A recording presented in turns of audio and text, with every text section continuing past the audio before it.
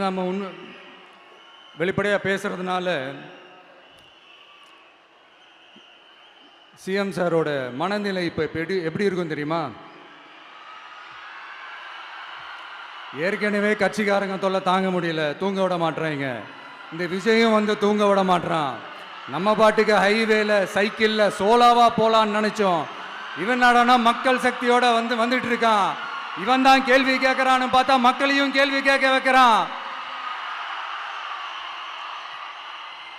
1000 ரூபாய் கொடுத்துட்டு இருந்தோம், 5000 ரூபாய் கொடுத்து ஏமாத்தலான்னு பார்த்தா அதையும் கேள்வி கேட்க வைக்கிறான்.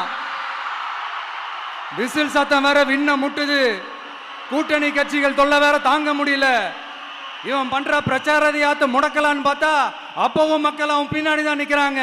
என்ன பண்றது ஏது பண்றதுன்னு தெரியாத ஒரு மனநிலையில இருப்பாரு. ஆனா சார், நீங்க இந்த விஜயம் முடக்கலாம், ஆனா ஒவ்வொரு வீட்டில் இருக்கிற ஒவ்வொரு விஜயையும் உங்களால முடக்கவே முடியாது.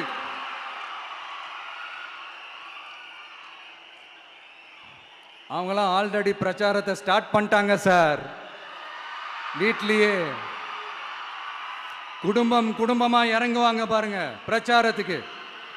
அப்ப உங்களால மட்டும் இல்ல, எந்த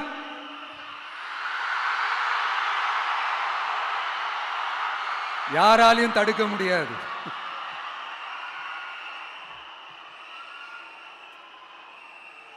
நம்ம டவுன் சவுத்தில் ஒரு ஊரில் உங்கள் அப்பாவுக்கு வெங்கல சிலை வைக்கணும்னு ட்ரை பண்ணீங்கல்ல, அதுக்கு சுப்ரீம் கோர்ட் என்ன சொன்னாங்க?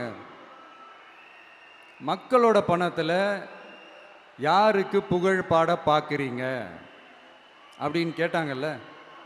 அதுக்கு என்ன அர்த்தம் தெரியுமா? ஊராம் வீட்டு நெய்யில் உங்க வீட்டுக்கு ஸ்வீட் செய்யாதீங்க. எப்படி? ஊராம் வீட்டு நெய்யில் உங்க வீட்டுக்கு ஸ்வீட் செய்யாதீங்கன்னு அர்த்தம்.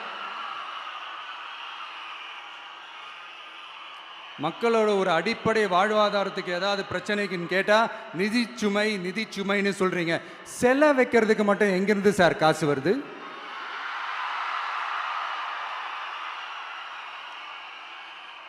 முதல்ல மக்களுக்கு அந்த சோறுக்கு வழி பாருங்க சார். செலவு வைக்கிறத பத்திலாம் அப்புறமா யோசிக்கலாம். கேஸ் சிலிண்டருக்கு மானியமா 100 ரூபாய் தரேன்னு சொன்னீங்களே, என்னாச்சு? கரும்புக்கு ஆதார விலையா 4000 ரூபாய் தரேன்னு சொன்னீங்களே, என்னாச்சு? ரொம்ப நாள் கல்யாணமே ஆகாம இருக்கிற பெண்களுக்கு அவங்களுடைய கல்வி தகுதிக்கு ஏற்ப அரசு வேலை